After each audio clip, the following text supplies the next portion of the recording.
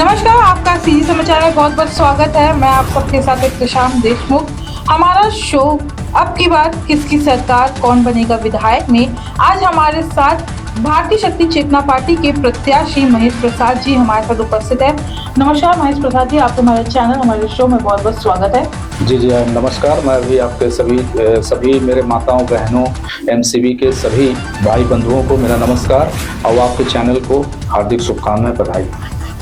पहले हम चाहेंगे कि आप दर्शकों को अपने जो आप भारतीय शक्ति चेतना पार्टी से आप प्रत्याशी हैं उसके बारे में कुछ दर्शकों को जानकारी दें। जी, मैं भारतीय शक्ति चेतना पार्टी का मनेनगढ़ विधानसभा का प्रत्याशी हूं। मेरे सभी भाई बहनों से मेरा आग्रह निवेदन है कि इस बार भारतीय शक्ति चेतना पार्टी के ऊपर विश्वास जताएं। और मैं बताना चाहता हूं, भारतीय शक्ति चेतना पार्टी रोजगार को लेकर के आगे चल रहा है और नशा मुक्त अभियान को लेकर के आगे चल रहा है। पहला प्राथमिकता रोजगार को देगा।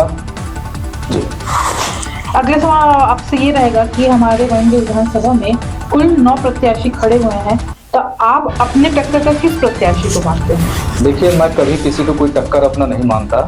मैं बस इतना कहना चाहता हूं कि मनेनगढ़ विधानसभा में अगर कोई विश्वास अगर कर रहा है, अभी जो लहर चल रहा है वो है भारतीय शक्ति चेतना पार्टी के ऊपर। क्योंकि देखिए, हमारी पार्टी पूरी तरीके से नशा मुक्त पार्टी है और हम लोग चाहते हैं कि हमारा समाज भी नशा मुक्त हो।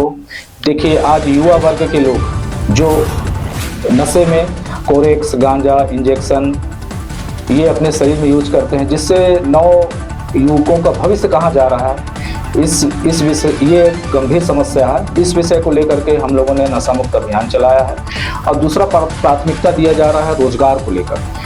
आज अगर मनेनगढ़ विधानसभा की बात करें, चाहे खड़गावा की बात करें, चाहे चिंदरी क्षेत्र की बात करें या फिर मनेनगढ़ क्षेत्र की बात करें, ये दोनों भाजपा हो या कांग्रेस हो, इन्होंने केवल इन क्षेत्रों को वोट बैंक बनाया है और इन्होंने आज तक एक भी रोजगार किसी को नहीं दिया है। तो हम लोग की पार्टी का एक प्रयास है, कि हम लोग सबसे पहले अगर मनेनगढ़ विधानसभा की बात करें तो हम लोग यहाँ रोजगार लाने का काम करेंगे। तो आपने कुछ योजना भी बनाई होगी?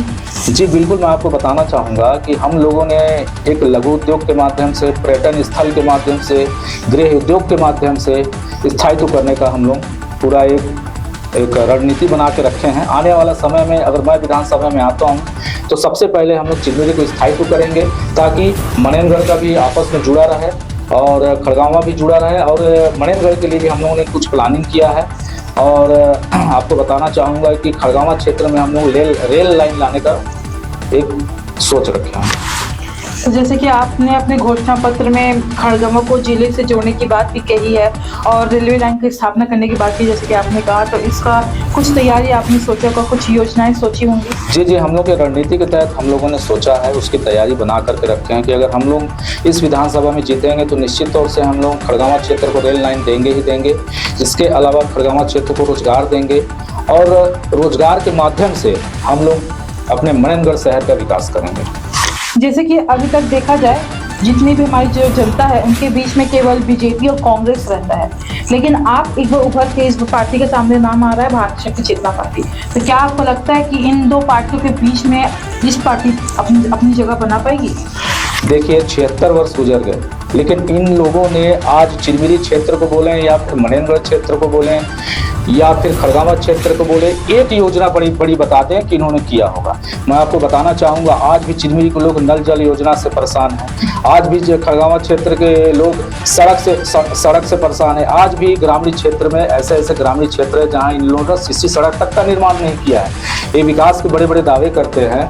अगर मनेनगढ़ शहर की ओर देखें तो मनेनगढ़ शहर को भी आज जिला बना जरूर है मनेनगढ़, लेकिन मनेनगढ़ शहर को भी एक रोजगार की जरूरत है और चिरमिरी को तो चाहिए रोजगार। इसलिए चाहिए कि देखिए, चिरमिरी को केवल वोट बैंक बनाया गया है। इन दोनों पार्टी ने केवल जनता का पैसा ले करके इन्होंने अभी जो प्रचार प्रसार में जितने भी जो खर्च कर रहे हैं, कहां से आ रहा है पैसा, जरा सोचिए।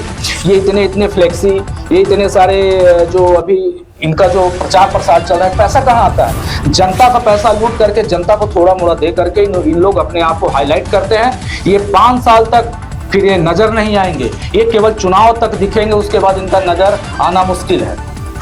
जैसे कि हमारे जो चिरमिरी में देखा जाए तो यहाँ पे कॉलेज और हॉस्पिटल ये सब की जो परेशानी है वो सबसे बड़ी है, लेकिन यहाँ पे इन सब परेशानियों के कारण चिरमिरी से लोग मैं बार बार इसी बात को रिपीट करना चाहता हूँ कि यही भाजपा, यही कांग्रेस। आज मेरे को एक बात आप बता दीजिए कि अगर कोई बच्चा बीमार पड़ता है, चिरमिरी क्षेत्र को अगर देखें या मनेनगढ़ क्षेत्र की बात करें या खरगाबाद क्षेत्र की बात करें, बच्चे का हॉस्पिटल कहाँ है? मैं आपसे पूछना चाहता हूँ, बच्चे का ये केवल जनता को वोट बैंक बनाए हैं और ये लोग केवल ठगेंगे, लूटेंगे और इनके अलावा इनके पास कुछ नहीं है। मैं जनता को विश्वास दिलाना चाहता हूँ। मंच के माध्यम से मैंने एक संकल्प लिया है कि इस धरती पे मैंने चिरमिरी के माटी में मेरा जन्म हुआ है, मैं अपना कर्ज निभाऊंगा, राष्ट्र हित के लिए कार्य करूंगा।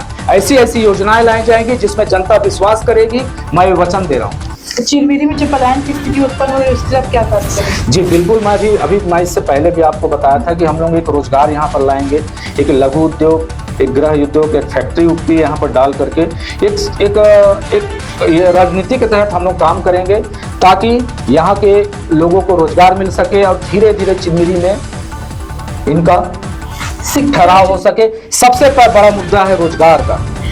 शिक्षा और हमारी चिकित्सा का भी एक मुद्दा अहम है, जिसकी वजह से लोग यहाँ से छोड़ दूसरी जगह अपना इलाज कराते हैं। कुछ बच्चे हैं जो यहाँ पढ़ना छोड़ के दूसरी जगह जाके पढ़ रहे हैं, तो शिक्षा के क्षेत्र में, चिकित्सा के क्षेत्र में जा रहे हैं। जी, शिक्षा के क्षेत्र में हम लोगों ने एक रणनीति के तहत काम करने का फैसला लिया है। हम लोग चाह रहे हैं कि यहाँ बहुत बड़े स्तर से इस क्षेत्र में काम किया जाए शिक्षा के लिए।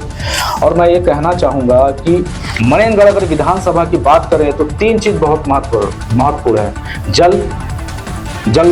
जल नल की व्यवस्था, शिक्षा की व्यवस्था, स्वास्थ्य की भी व्यवस्था और आपका रोजगार की व्यवस्था।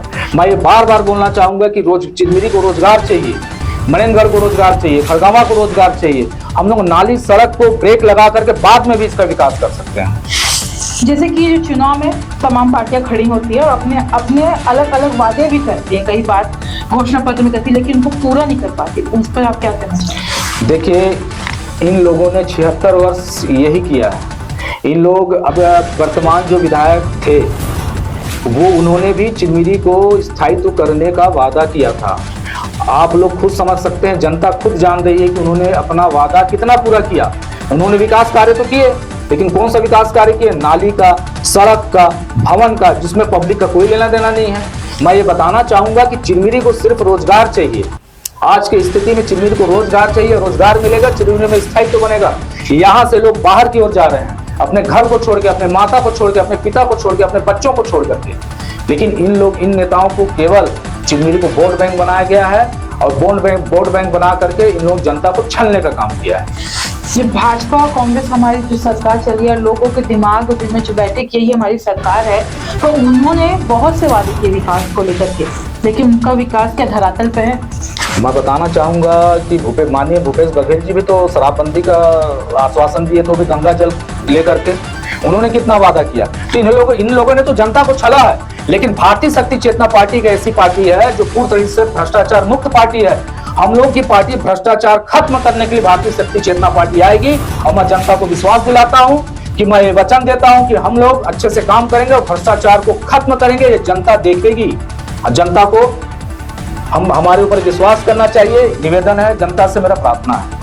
क्या आपको लगता है भारतीय शक्ति चेतना पार्टी जो वोटों के माध्यम से भाजपा कांग्रेस को हरा पाएगी? जी बिल्कुल हरा पाएगी, क्योंकि हमारा जो अभी जनसंपर्क हो रहा है उसमें उन्होंने साफ कहा है कि बहुत हो गया, हम लोगों ने भाजपा देखा है, हम लोगों ने कांग्रेस देखा है। अब हम लोग एक भारतीय शक्ति चेतना पार्टी को तीसरे विकल्प में लाना चाहते हैं और जनता का हमें फुल समर्थन मिल रहा है। और मैं आपको बताना चाहता हूँ कि निश्चित तौर से हम लोग इसमें विजय प्राप्त करेंगे। अगर भारतीय शक्ति चेतना पार्टी जीत जाती है, आप हमारे विधानसभा के विधायक बन जाते हैं, तो हमारे क्षेत्र के लिए, आप अपने क्षेत्र के लिए क्या विकास कार्य करेंगे? मेरा पहला विकास रहेगा रोजगार का।